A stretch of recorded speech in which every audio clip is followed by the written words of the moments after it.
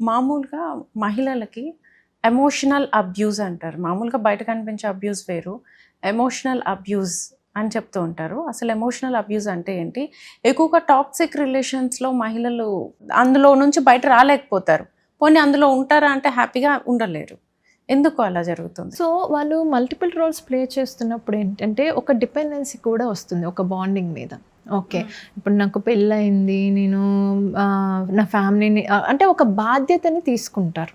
So ఆ రోల్ని నేను ప్రాపర్గా ప్లే చేయాలి, నా ఫ్యామిలీ మెంబర్స్ని ప్రాపర్గా చూసుకోవాలి, భర్తని నేను చూసుకోవాలి, పిల్లల భవిష్యత్ అనేది నా మీద ఆధారపడి ఉంది. సో ఎదుటి వాళ్ళ ఎక్స్పెక్టేషన్తో పాటు వీళ్ళు కూడా ఒక ఎక్స్పెక్టేషన్ రోల్ అనేది వీళ్ళకి కూడా ఉంటుంది.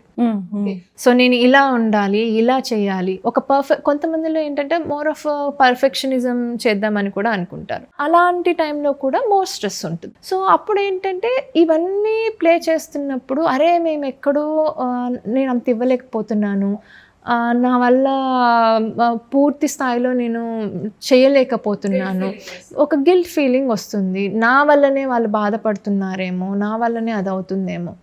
బట్ ఏంటంటే వాళ్ళు ఆ బాండింగ్లో ఉండాలనుకుంటారు కాబట్టి, ఆ డిపెండెన్సీలో ఉంటారు కాబట్టి దాని నుంచి బయటికి రారు. ఓకే, ఐదర్ ఫైనాన్షియల్ ఇది కూడా ఒకటి, ఫైనాన్షియల్ స్ట్రెస్సెస్ అయి ఉండొచ్చు.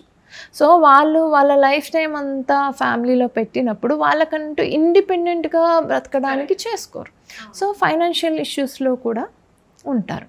సో పూర్తి రెస్పాన్సిబిలిటీ తీసుకున్నప్పుడు ఏంటంటే మనం లేకపోతే ఫ్యామిలీ లేదు అన్నప్పుడు ఫ్యామిలీని వదిలేసి వాళ్ళు బయటికి రాలేరు. So at the same time physical అబ్యూస్తో పాటు ఎమోషనల్ అబ్యూస్ కూడా అవుతుంది. ఎమోషనల్ అబ్యూస్ అంటే ఏంటంటే క్రిటిసైజ్ చేయడము, కంపేర్ చేయడము.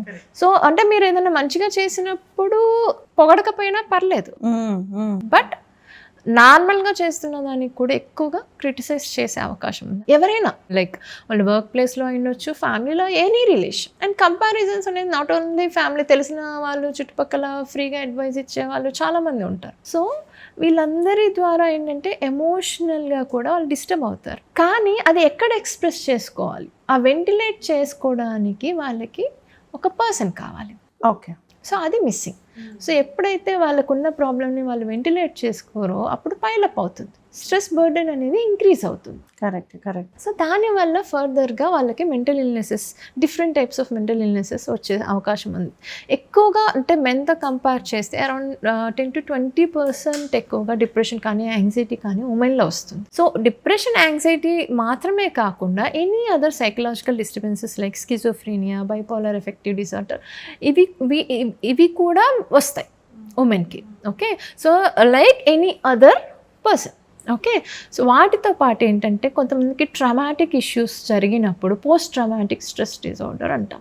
ఓకే, అంటే ఎనీ న్యాచురల్ కెలామిటీస్లో అయినా కానీ మేజర్గా ఎవరినైనా కోల్పోవడము, సపోజ్ ఏదైనా లైక్ ప్లేన్ క్రాష్ అయిందనుకోండి, ఆ టైంలో ఇఫ్ దే ఆర్ దేర్, తర్వాత ప్రతిసారి ఏంటంటే they will get that flash backs. వాళ్ళు మళ్ళీ ఆ సీన్లో దే విల్ బి లివింగ్, ఒక భయం పెరుగుతుంది. సో పీటీఎస్టీ కానివ్వండి, ఈటింగ్ డిజార్డర్స్ కానివ్వండి, ఎనీ అదర్ స్లీప్ డిస్టర్బెన్సెస్తో వచ్చే డిజార్డర్స్, ఇవన్నీ కూడా ఉమెన్లో వస్తాయి. So in any age group.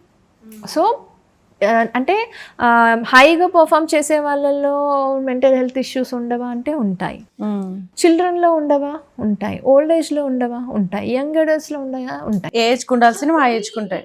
Age group of women or the girl or any other elder women will have psychological disturbances. ఇవన్నీ ఒక ఎత్తు అయితే ఇప్పుడున్న సోషల్ మీడియా మెంటల్ హెల్త్ మీద, ఉమెన్ మెంటల్ హెల్త్ మీద ఎంతవరకు ప్రభావం చూపిస్తుంది? సో ఎక్కువగా ఏంటంటే మెయిన్ యంగ్ గర్ల్స్.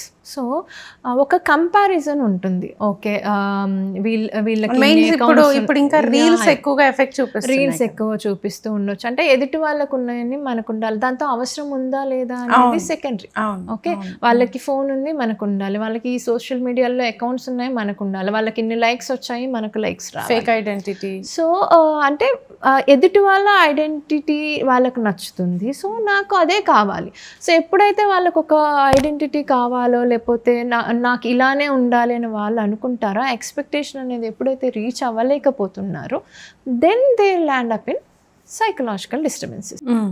ఎదుటి వాళ్ళని చూడడం వల్ల లైక్ సపోజ్ ఇప్పుడు ఎవరైనా డ్రగ్స్ తీసుకుంటుంటారు, నెమ్మదిగా వాళ్ళతో వెళ్ళి వీళ్ళకి అలవాటు అవుతూ ఉండొచ్చు. ఎవరైనా సిగరెట్ తాగుతూ ఉంటారు, అరే వీళ్ళు సిగరెట్ తాగుతున్నారు, ఇదే స్టైల్ ఏమో, ఇలానే ఉండాలేమో, హై క్లాస్ అంటే ఇలా ఉంటుంది, లో క్లాస్ అంటే ఇలా ఉంటుంది. అంటే ఎదుటి వాళ్ళని చూసి నేర్చుకోవడం కూడా చాలా ఉంటాయి.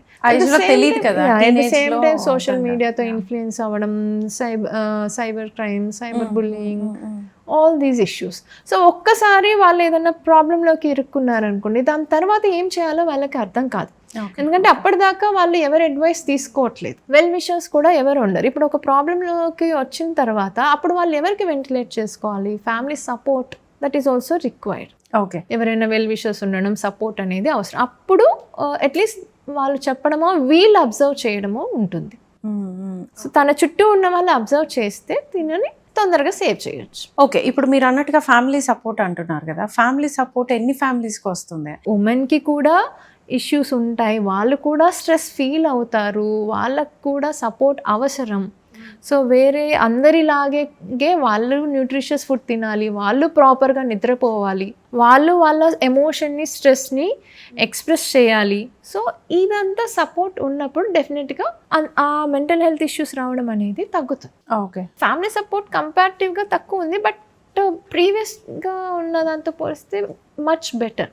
అంటే ఇప్పుడు మనం చూస్తున్న కేసెస్ని చూస్తూ ఉన్నప్పుడు సో కంపారిటివ్గా స్టిగ్మా కొంత తగ్గింది, అవగాహన పెరిగింది, యాక్సెప్టెన్స్ లెవెల్ అనేది పెరిగింది. కాబట్టి ఇప్పుడు కొంచెం కొంచెం ఆ ఫ్యామిలీ సపోర్ట్ ఇది దొరికినప్పుడు అంటే అప్పుడు డిఫరెన్స్ తెలుస్తుంది మనకి.